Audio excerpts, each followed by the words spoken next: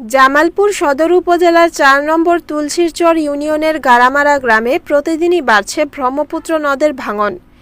ইতোমধ্যে প্রায় ১৫০টি বসতঘর নদীগর্ভে বিলীন হয়েছে। ঘরবাড়ি, আবাদি জমি ও গাছপালা হারিয়ে নিঃস্ব হয়ে পড়েছেন অনেক পরিবার। ভাঙনের মুখে রয়েছে গ্রামের মসজিদ, মাদ্রাসা সহ গুরুত্বপূর্ণ স্থাপনাও। স্থানীয়দের দাবি, দ্রুত জিও ব্যাগ ফেলা, স্থায়ী বাঁধ নির্মাণ এবং নদী শাসনের কাজ শুরু না হলে আরও প্রায় ৫০০ পরিবার গৃহহীন হয়ে পড়বে। প্রতিদিনই ব্রহ্মপুত্রের ভাঙনে ছোট হয়ে আসছে গাড়ামারা গ্রাম।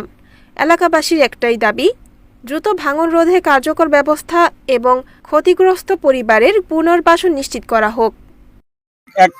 আমাদের পরিবারটা অনেক ৫০০-৬০০ খানা ছিল, নদী ভাঙ্গে আম করে হস্তনষ্ট করছে। পরে আমরা আবার এইদিকে আসছি। আমার পরে এত সুন্দর একটা এলাকা জায়গা ছিল, ভালো আবাদ মৌসুম হইতো।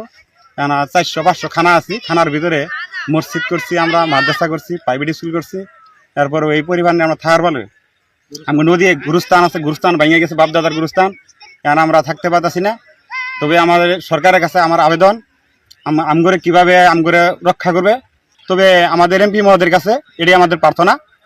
ভাঙ্গে চিরনি জায়গা ৫০০-৬০০ লোক হবো, একজনে হাঁকানো হানা বাড়ি নিয়ে আসছি। হানা স্কুল মাদ্রাসা তুলছে নয় ভাঙ্গা সব নিচে গা, বাপ দাদার গুরুস্থান আছিল সব নিচে গা। আমরা কই থাকবো না থাকবো কোনো নির্দিষ্ট নাই। এখানে প্রায় ৫০০ পরিবার বসবাস করতেন, তার থেকে অধিকাংশ পরিবার এখানে উচ্ছেদ হয়ে গেছে নদী ভাঙ্গনের কারণে। তার জন্য এমপি মহোদয়ের কাছে আকুল আবেদন থাকবে, আমাদের এখন যারা বসবাস করছেন তাদের প্রতি তাকিয়ে, তাদের প্রতি গুরুত্ব দিয়ে বিভিন্ন সময় এমপি মহোদয় সাহেব বিভিন্ন বাজেট নিয়ে আসেন। আমাদের নদী ভাঙ্গনের ক্ষেত্রে যদি একটু আমাদের সহায়তা করতেন, আমাদের এই বিপজ্জনক এলাকাটা আমাদের জন্য বসবাস করা খুব কষ্ট হয়ে যাচ্ছে। আজ এমপি মহোদয়কে আবেদন করব, উনি যেন আমাদের দিকে একটু তাকান এবং আমাদের জন্য একটু নির্ধারিত বাজেট নিয়ে আসেন। Report Mohammad Rasel Rana, NNTV, Jamalpur.